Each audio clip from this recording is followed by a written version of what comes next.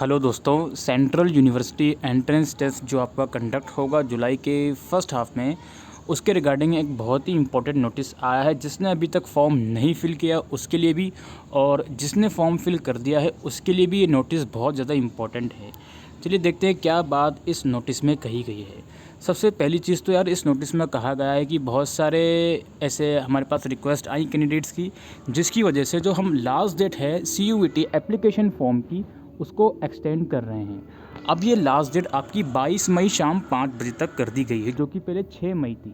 तो अगर आपने अभी तक फॉर्म नहीं फिल किया है तो आप 22 मई 5 बजे तक फॉर्म फिल कर सकते हो, और पेमेंट रात 11:50 22 मई तक कर सकते हो।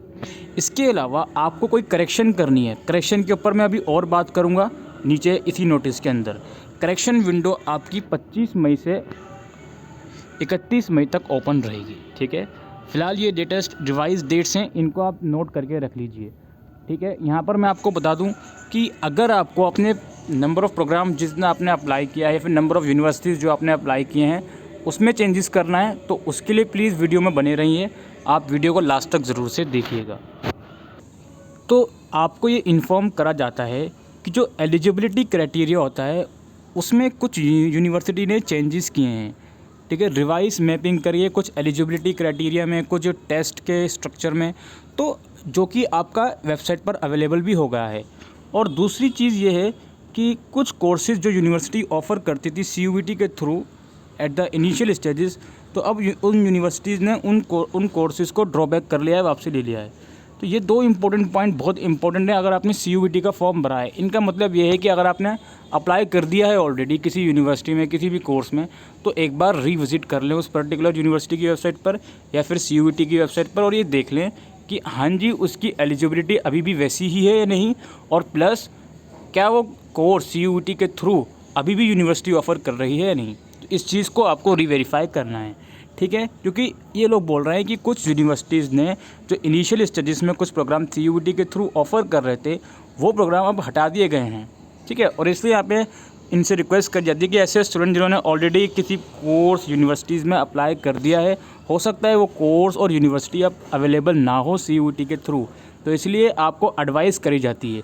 और एडवाइस आपको क्या करी जा रही है कि आप अपनी यूनिवर्सिटी और प्रोग्राम की वेबसाइट पर जाइए, जहाँ पर आपको इन्फॉर्मेशन मिलेगी कि वो पर्टिकुलर यूनिवर्सिटी या फिर वो पर्टिकुलर प्रोग्राम जिसमें आपने अप्लाई किया है, क्या स्टिल उसका क्राइटेरिया सेम है, प्लस अगर क्राइटेरिया सेम है तो क्या उसके जो टेस्ट आपने ऑप्ट किए थे, यानी कि डोमेन वगैरह ऑप्ट किए थे, वो भी अगर सेम है या नहीं, एक बार इसको रीवेरीफाई कर लें NTA की वेबसाइट पर जाकर भी और अपनी रिस्पेक्टिव यूनिवर्सिटी की वेबसाइट पर जाकर भी।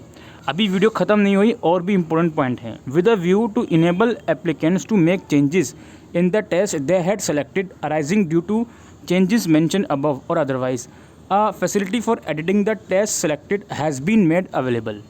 बेसिकली जो ऊपर की चीज़ मैंने आपको भी बताई कि कुछ यूनिवर्सिटीज़ अपना स्ट्रक्चर चेंज कर रही हैं, कुछ टेस्ट का डोमेन चेंज कर रही हैं, या फिर अपनी एलिजिबिलिटी क्राइटेरिया चेंज कर रही हैं, उसको ध्यान में रखते हुए जो CUET के फॉर्म में आपको टेस्ट स्ट्रक्चर चेंज करना है उसका ऑप्शन खुला हुआ है। यानी कि करेक्शन विंडो की हम बात नहीं कर रहे हैं, 25 मई की हम बात नहीं कर रहे हैं।